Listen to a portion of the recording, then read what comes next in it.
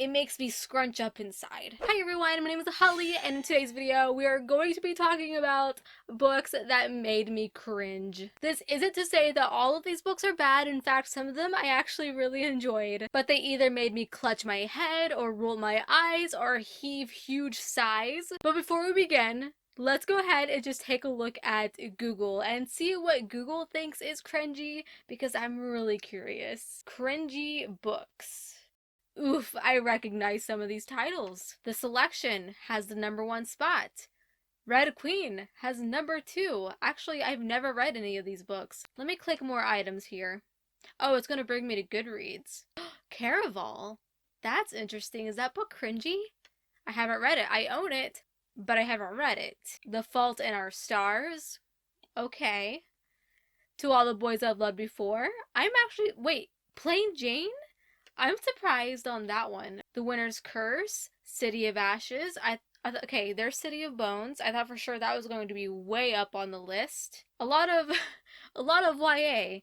Okay, that makes sense. So a lot of these books in my pile have one thing in common, and that is romance. Romance can make me cringe very easily. So the first book that made me cringe, Girls of Paper and Fire by Natasha Negan. The concept of the story is interesting if it had solidified correctly. It highlights issues of class, sexual violence, and it even has Asian LGBTQ+ representation, which is really rare, but there are just too many different elements that are just chasing one another throughout the story that made it feel like it was going on forever. And I just could not focus on the story. Okay, let's be real, there was no story at all. The whole courtesan, concubine story element that is forced upon these girls in the story just did not do it for me. I'm gonna be honest here, it was just one rapey marathon after another that made me cringe so badly. Every single time one of the girls was chosen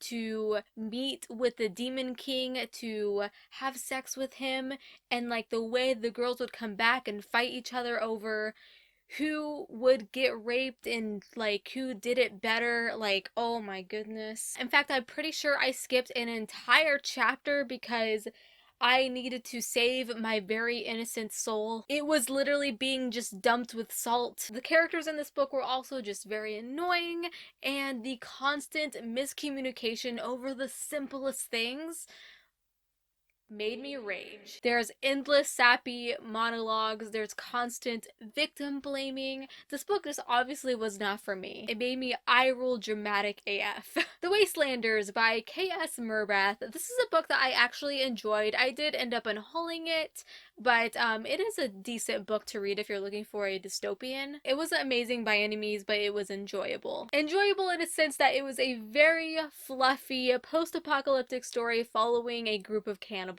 It's very comparable to Mad Max. It's one of those stories that's very over the top, and I think it's what made it very quick moving and fast paced. And it does have some pretty exciting scenes, but like I said, very fluffy. It kind of reads like a teenager Fallout fanfiction. This is an omnibus of 2 short stories in one, and I did enjoy the second one more than the first one. Both are following female characters, and both characters are very different, but both stories definitely have their flaws for sure. It's just like a classic dystopian story with a lot of cheesy dialogue, with a lot of like clowning around and heartwarming cannibal family time. Up next, I have Sisters of the Winterwood. While I was reading this, I was live raging about it on Instagram, which is something I never do, but man, it pissed me off. I expected it to be 5 stars, I expected it to be lyrical and beautiful, but it was just one big teenage romance,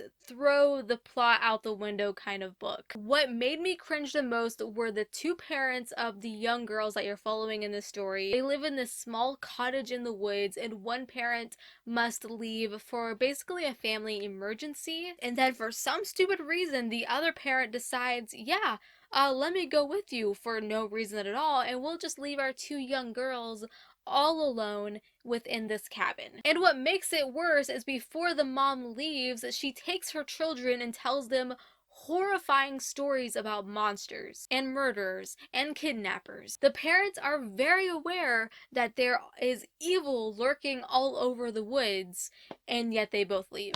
Oh. And what makes it even worse is that our two young girls end up meeting two boys, and their personalities completely change, and all they care about is making out with these boys. They become absolutely clueless and stupid, and it was so frustrating. You want a book that literally makes you gag?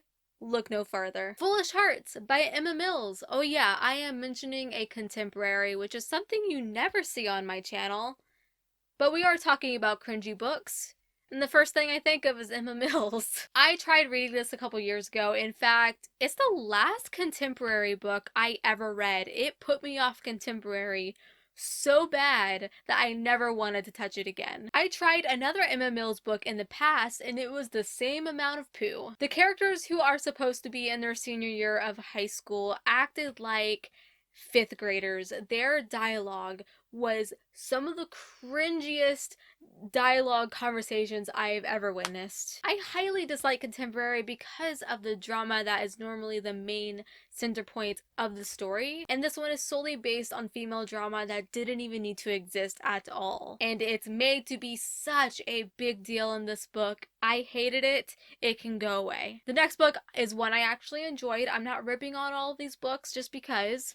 The Wicked Deep by Shia Earnshaw. This is another YA fantasy, and yet another case where the parents in the story made me cringe. I've realized if the romance and the parents are both just god-awful, it'll never work for me. I loved the atmosphere of this book. I loved the idea of this foggy, dark, coastal town, but it did leave a lot to be desired when it came to the characterization and plot. As a whole, I liked it, but we are constantly being thrown into scenes where teenagers are just drinking tons of alcohol, and I don't understand where the heck the parents are. What are they thinking? I was totally convinced that all the parents were just trying to kill their teenagers off with alcohol poisoning or ghost murder. And I guess the romance also totally didn't work for me. Our main character eventually meets a boy, and the first day she allows him to sleep over, and it was like stranger danger in my brain. It was just really awkward, and I'm mostly keeping this book because of this atmosphere.